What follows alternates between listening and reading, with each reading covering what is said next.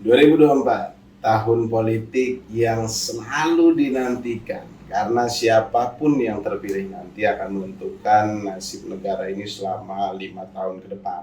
Namun gue nggak mau ngomongin tentang kandidat, tapi lebih ke cara berpolitik yang sehat. Tentu kita berbicara norma dan moral politik, kita butuh seorang panutan yang bisa kita jadikan sebagai kiblat dalam dunia politik. Dan satu-satunya yang gue pribadi jadikan kiblat dalam berpolitik hanya Rasulullah Shallallahu Alaihi Wasallam.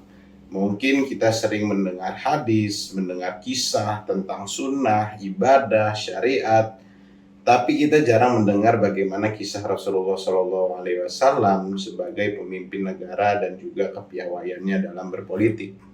Di video kali ini kita bakal bahas gimana sih Rasulullah bisa menjadi kiblat seluruh dunia dalam menjalankan politik yang sehat. Kehidupan politik tidak bisa dilepaskan dari kehidupan sosial. Bersosial artinya berpolitik, dan ini sudah menjadi sifat asli bawaan manusia ketika dia lahir. Baik itu nasional, insting, bekerja sama ataupun berkompetisi. Berbeda dengan kebanyakan nabi dan guru spiritual lainnya, Rasulullah SAW merupakan seorang presiden dan pemimpin sosial politik masyarakatnya. Rasulullah berhasil membangun masyarakat Madinah dengan peradaban baru serta membawa Madinah menjadi suatu model kerukunan antara umat beragama dan antar etnis. Meski Madinah pada saat itu sangat heterogen.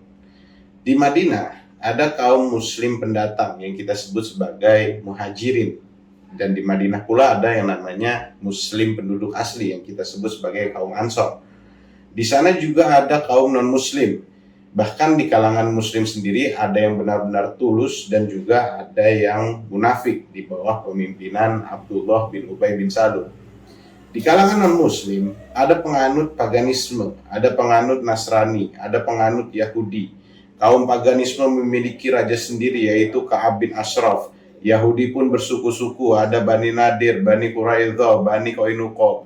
Pertanyaannya, bagaimana Rasulullah Shallallahu Alaihi Wasallam mengendalikan kerukunan dan keharmonisan antar umat beragama, antar suku, antar wilayah? Yang di zaman sekarang ini justru kerukunan dan keharmonisan itu sulit dijaga, bahkan tidak sedikit menjadi penyebab perang antar suku dan antar umat beragama. Di sisi lain, agama Islam telah memberikan solusi. Rasulullah SAW telah mencontohkan dan mengajarkan kita bagaimana memelihara stabilitas politik, menjaga keharmonisan sosial antar masyarakatnya, yang terkadang kita lupa dan buta betapa liciknya politik sekarang, sehingga kita lupa dengan politik sehat yang telah diajarkan oleh Islam. Kita lupa bahwa telah dicontohkan oleh Rasulullah SAW bagaimana memperlakukan kawan dan orang asing, bagaimana memperlakukan antara orang kaya dan orang miskin, bagaimana memperlakukan orang kuat dan orang lemah dengan cara yang adil. Rasulullah dicintai oleh rakyat jelata karena menerima mereka dengan kebaikan hati dan mendengarkan keluhan-keluhan mereka. Ketika Rasulullah SAW memiliki kekuasaan yang sangat besar, Rasulullah tetap sederhana dalam sikap dan penampilannya, sama seperti ketika Rasulullah dalam keadaan tidak memiliki apa-apa. Jika besarnya tujuan, kecilnya sarana, dan hasil yang menakjubkan merupakan 3 kriteria kejeniusan manusia, siapa yang berani membandingkan tokoh besar manapun dalam sejarah modern dengan Nabi Muhammad?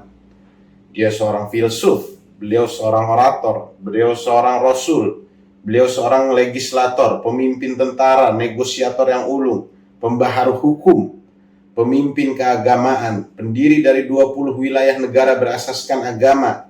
Dialah Nabi Muhammad SAW. Mungkin telah selesai pembahasan video kali ini. Banyak yang akan kita bahas di video selanjutnya berkaitan dengan keteladanan Nabi Muhammad SAW dalam sosial politiknya. Di antaranya bagaimana political leadership-nya Nabi Muhammad, bagaimana strategi universalnya, bagaimana manifesto politiknya ketika Baiat Aqabah, bagaimana Nabi menjadi pelopor konstitusi modern, bagaimana diplomasi Rasulullah SAW, politik dalam negeri dan juga kebijakan luar negeri yang Rasulullah gunakan pada saat itu. Jangan lupa like, subscribe, dan bagikan video ini kepada teman-teman kalian yang mungkin lagi nyalek dan tertarik dengan kepemimpinan Rasulullah SAW. Sampai jumpa di video berikutnya. Wassalamualaikum warahmatullahi wabarakatuh.